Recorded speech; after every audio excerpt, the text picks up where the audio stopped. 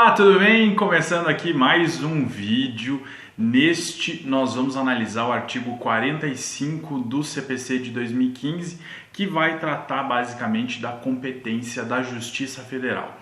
Você que já estudou direito constitucional sabe que é a Constituição que estabelece a organização da Justiça Federal e vai disciplinar sobre a competência dessa justiça. E a partir do comando constitucional, o CPC, então, vai estabelecer a norma infraconstitucional e vai repetir em alguns dispositivos, como acontece aqui no artigo 45, algumas disposições que já são previstas na Constituição Federal. Então, a gente sempre tem que fazer essa leitura à luz da Constituição. Até mesmo porque, para definir se a competência é da Justiça Federal ou da Justiça Estadual, nós temos que verificar a competência primeiro da Justiça Federal, porque não sendo dela a competência, vai ser da Justiça Estadual, que nesse caso tem então a chamada competência residual, quer dizer, aquilo que não é da competência da Justiça Federal vai ser de competência da estadual dentro dessa organização aí judiciária estabelecida pela Constituição de 1988.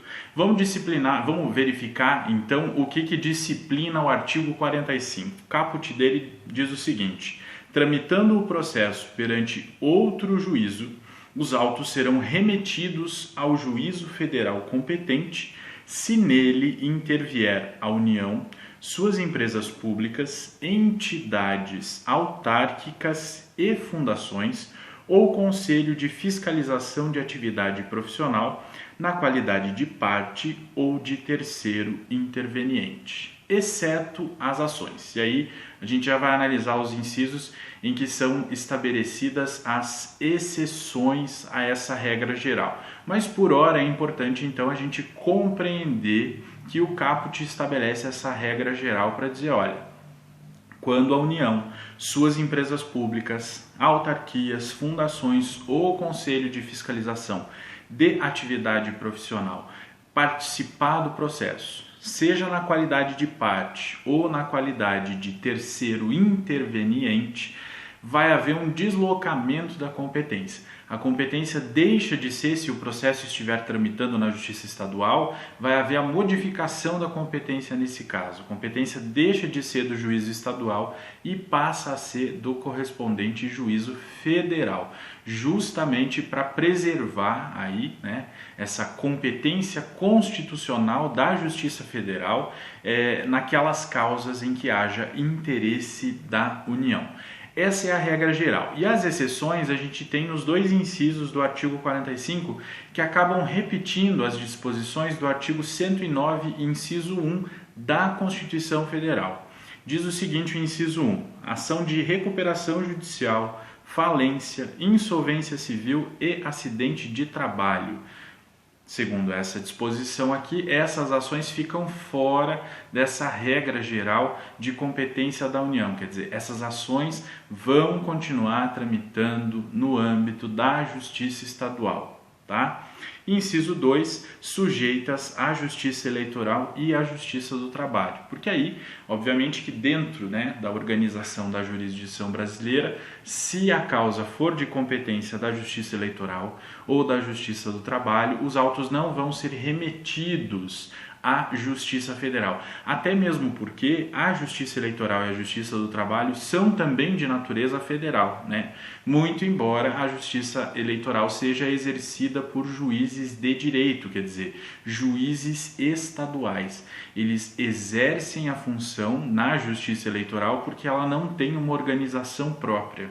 Então ela tem os tribunais regionais eleitorais, tem o Tribunal Superior Eleitoral, Só que o desempenho da função dos juízes eleitorais na primeira instância se dá por delegação, quer dizer, essas funções são exercidas pelos juízes estaduais, mas quando eles exercem essa função, eles exercem uma jurisdição de natureza federal. Ok? Então, essas aí são as exceções à regra geral, quer dizer, não vai haver deslocamento de competência da Justiça Estadual ou da Justiça Eleitoral ou da Justiça do Trabalho para a Justiça Federal nessas hipóteses aqui. tá? Que excepcionam o caput do artigo 45. Eu gostaria de destacar nessa linha das exceções a previsão do parágrafo 3º do artigo 109 da Constituição Federal. Diz o seguinte: serão processadas e julgadas na Justiça Estadual, no foro do domicílio dos segurados ou beneficiários, as causas em que forem parte instituição de previdência social e segurado, sempre que a comarca não seja sede de vara do juízo federal. E se verificada essa condição, a lei poderá permitir que outras causas sejam também processadas e julgadas pela Justiça Estadual. Então veja, aqui a própria Constituição delega para a Justiça Estadual a competência, né, de julgar determinadas causas, e aqui faz referência, né, às causas que envolvam uma instituição de previdência social, que envolvam o INSS, né? Sempre que naquele lugar em que more, em que seja domiciliado o segurado ou aquele que pretende, né, um benefício previdenciário, não haja vara da Justiça Federal. Então, né, não sendo aquele local sede de subseção da Justiça Federal, é possível propor aquela ação previdenciária junto ao juízo estadual, que nesse caso tem competência, né? E é uma competência de natureza delegada, porque a competência em regra é da Justiça Federal, mas a Constituição delega aqui para a Justiça Estadual. E ela faz isso como uma maneira de promover acesso à justiça, né? Porque ela imagina, então, aquelas pessoas que procuram o judiciário para ver garantido um suposto direito, um eventual direito de receber um benefício previdenciário, elas já estão numa situação de hipossuficiência. E aí, no local em que elas moram, não há vara federal, não é sede de justiça federal. Só tem, então, justiça estadual. Nesse caso, por força, né, do princípio de acesso à justiça, que é um direito fundamental, a Constituição, então, autoriza essa delegação de competência, né, para que aquele caso possa, então, ser analisado pela Justiça Estadual, ok? Além disso, faz menção a outros casos que a própria lei possa estabelecer, né, estabelecer como de competência da Justiça Estadual. E tem aqui 3 exemplos. A Lei 8213 de 1991, no seu artigo 129, inciso 2, trata de uma ação de acidente de trabalho previdenciária, né, possibilitando também a propositura perante a Justiça Estadual. A Lei 7347 de 85, que disciplina sobre o procedimento da ação civil pública, prevê a competência funcional do juízo do foro do local do dano. Quer dizer, lá onde ocorreu o dano, o juízo vai ter competência funcional para análise daquela ação civil pública que tenha sido proposta em razão daquele dano. E aí, se não houver Justiça Federal naquele local, vai ser da Justiça Estadual a competência. E o próprio Código de Processo Civil, lá no artigo 46, parágrafo 5º, que a gente vai ver no próximo vídeo, quando trata da execução fiscal, disciplina que o foro de domicílio do devedor é o competente, né, para que se processe a ação de execução fiscal. Também como uma forma de excepcionar essa regra geral do caput do artigo 45. Além disso, os parágrafos do artigo 45, parágrafo 1º, disciplina que os autos não serão remetidos se houver pedido cuja apreciação seja de competência do juízo perante o qual foi proposta a ação. Então funciona da seguinte forma: é proposta uma ação na Justiça Estadual, ela está tramitando e imaginemos que ingresse nessa ação, na qualidade de terceiro interessado, a União. Nesse caso vai haver o deslocamento da competência, sai da Justiça Estadual e vai para a Justiça Federal. Agora, o parágrafo 1º disciplina que não vai haver a remessa dos autos se tiver algum pedido cuja apreciação seja de competência do juízo estadual. Quer dizer, imaginemos que nessa ação então haja 3 pedidos, cumulação de 3 pedidos.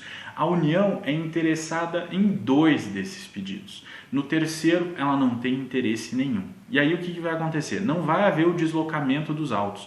Os autos não vão ser remetidos, disciplina o parágrafo 1º aqui, para a Justiça Federal, justamente porque há esse um pedido que é de competência da Justiça Estadual. Como complemento, o parágrafo 2º disciplina que, na hipótese do parágrafo 1º, o juiz, ao não admitir a acumulação de pedidos em razão da incompetência para apreciar qualquer deles, não examinará o mérito daquele em que exista interesse da União, de suas entidades autárquicas ou de suas empresas públicas. O que ele quer dizer com isso? Quer dizer, o juiz é competente para analisar um dos pedidos apenas.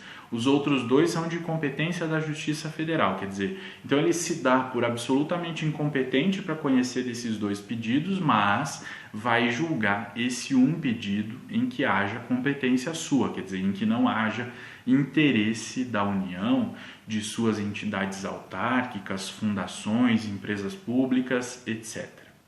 Ok? E o parágrafo 3º, por fim, disciplina que o juízo federal restituirá os autos ao juízo estadual sem suscitar o conflito se o ente federal cuja presença ensejou a remessa for excluído do processo. Aqui ele está disciplinando, trata aqui da possibilidade de suscitar conflito de competência, na hipótese de o juiz estadual entender que não é competente, remete os autos para o juízo federal, e aí o juízo federal entende que ele também não é competente e vai ser suscitado um conflito de competência.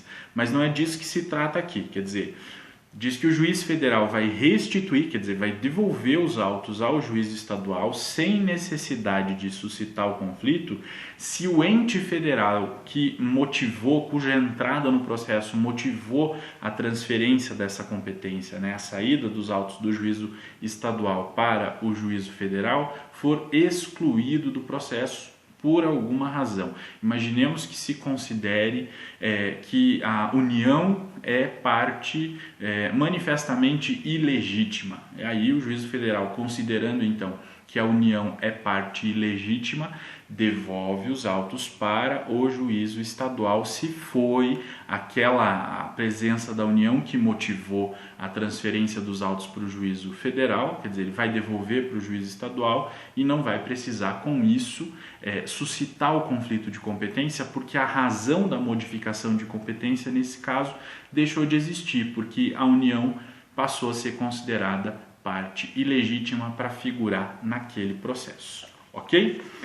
E para finalizar, eu gostaria mais uma vez de te convidar a deixar o seu like aqui, divulgar esse vídeo se ele foi bom para você, se ele esclareceu as suas dúvidas. E a partir de hoje eu quero trazer, além dos comentários aos artigos, alguns pequenos trechos de textos que eu considero importantes, lapidares, de grandes pensadores do direito, porque é cada vez mais importante a gente reler os clássicos do direito e, notadamente aqui nesse canal, de reler os clássicos do processo civil.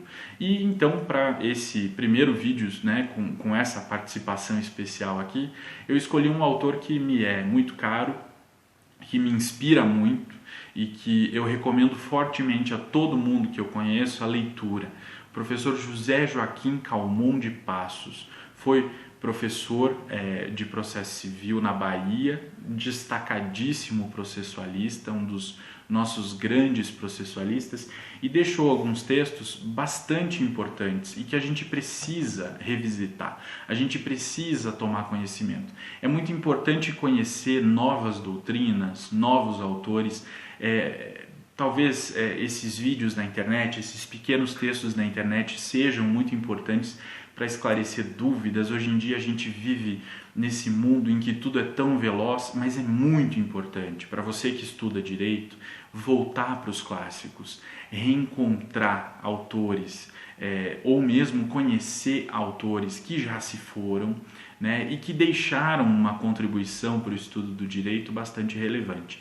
E é o caso do professor Calmon de Passos. Então, eu destaquei aqui um parágrafo de um texto, parágrafo final de um texto dele, chamado O Fio de Ariadne. Esse texto foi publicado neste livro aqui, editado pela editora Juspodium, um livro que foi publicado já depois da morte do professor Calmon de Passos, organizado pela sua filha, em que ela, então, após a morte dele, teve contato com alguns textos que estavam nos seus arquivos, ainda alguns deles inacabados, mas muito preciosos, e ela reuniu esses textos aqui nesse livro chamado Revisitando o Direito, o Poder, a Justiça e o Processo. Reflexões de um jurista que trafega na contramão. E tem aqui passagens memoráveis, e eu não posso deixar de compartilhar algumas delas com você que está aí vendo esse vídeo. E ele finaliza esse texto chamado O Fio de Ariadne com o seguinte parágrafo: se algum dever moral é imputável aos juristas, nenhum será mais exigente que o de desvelar para si mesmo e para todos os homens a percepção de que, sem a conquista prévia em termos políticos de alguma vantagem social, nenhum dizer jurídico tem condições de assegurar seja lá o que for, a quem quer que seja, com eficácia a nível macro.